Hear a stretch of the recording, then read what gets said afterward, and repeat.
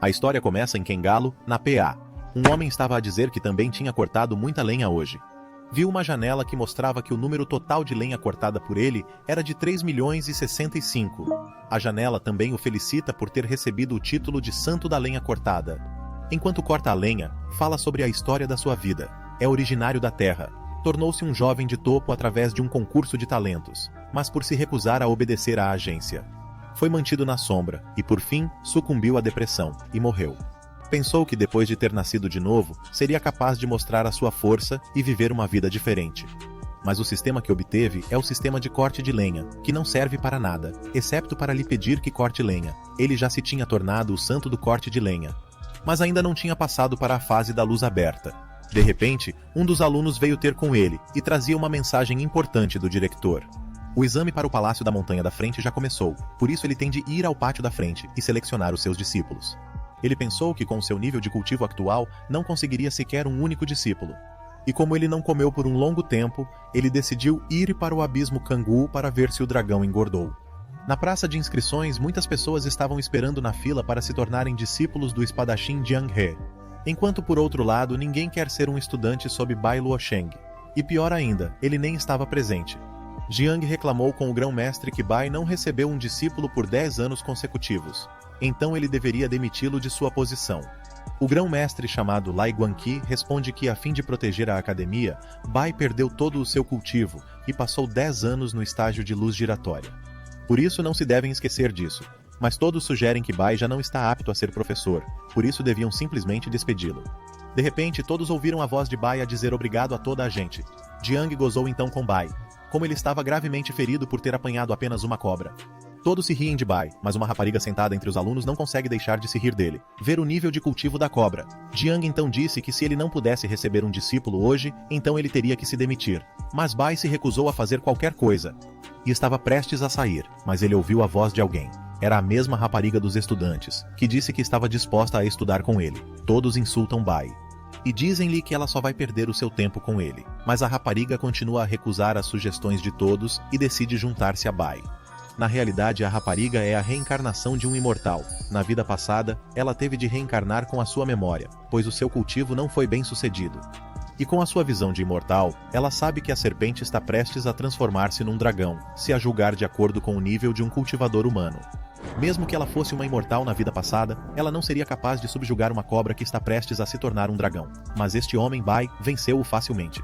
O grão-mestre anunciou que, como Bai conseguiu encontrar um discípulo, vai continuar como professor. E assim terminou a conferência de recrutamento. Depois de todos terem saído, a rapariga apresentou-se como Su Liu, e ambos se riram. Depois de ter chegado, Liu pensou que se Bai é suficientemente forte para derrotar o dragão, então por que é que permite que todos o intimidem? Bai deu-lhe então 2 livros, que ele próprio preparou. Ele disse a ela que o primeiro livro cobre todos os problemas do selo rúnico passo a passo, e está organizado por dificuldade.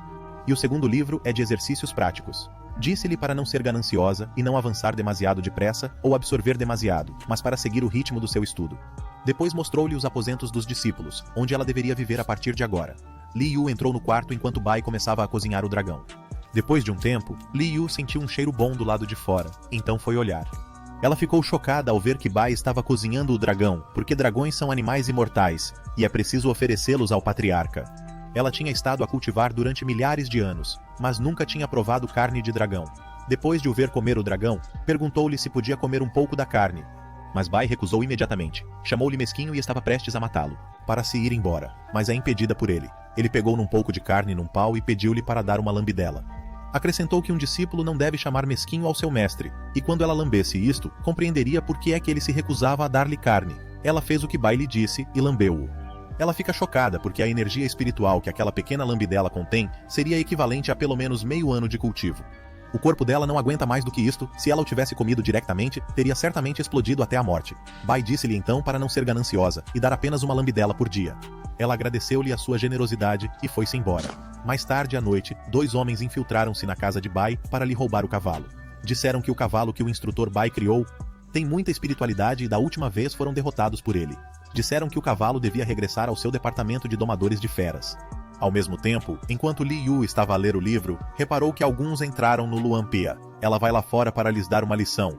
E vê os 2 homens a tentar pôr o cavalo inconsciente. Ela pergunta-lhes com raiva os seus nomes, mas o Os homens riram-se dela e disseram-lhe para se ir embora calmamente. Mas ela recusou e disse que não permitiria que eles tocassem nas coisas do seu senhor. Um dos homens atacou-a, mas ela derrotou-o facilmente. Bai acorda e vê-a a lutar com 2 homens, por isso tapa a barreira à prova de som para poder dormir tranquilamente. Passado algum tempo, os 2 homens regressaram ao departamento de domesticação de animais e informaram o chefe do seu fracasso. Disseram-lhe que o novo discípulo era demasiado forte para eles. Mas mesmo assim que os ferimentos sararem, tentarão roubar o cavalo novamente.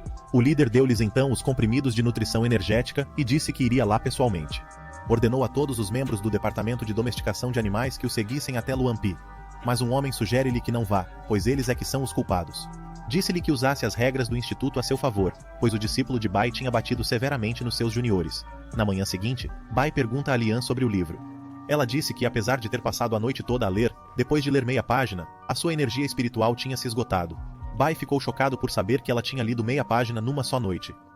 Liu asked if Bai is disappointed in her, as she just read the half page. Bai replied that she misunderstood, as he is not disappointed but rather happy.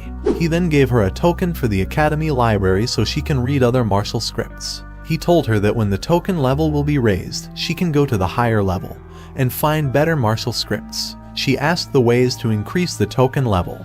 Bai told her that there are only 2 ways. One is to complete the task of the front range of the academy, and the second is to participate in the disciple trial. Liu compared the token with Bai book. She has been an immortal for at least tens of thousands of years, so she's not lacking in any martial script. So in front of Bai handwritten book, the token is trash to her.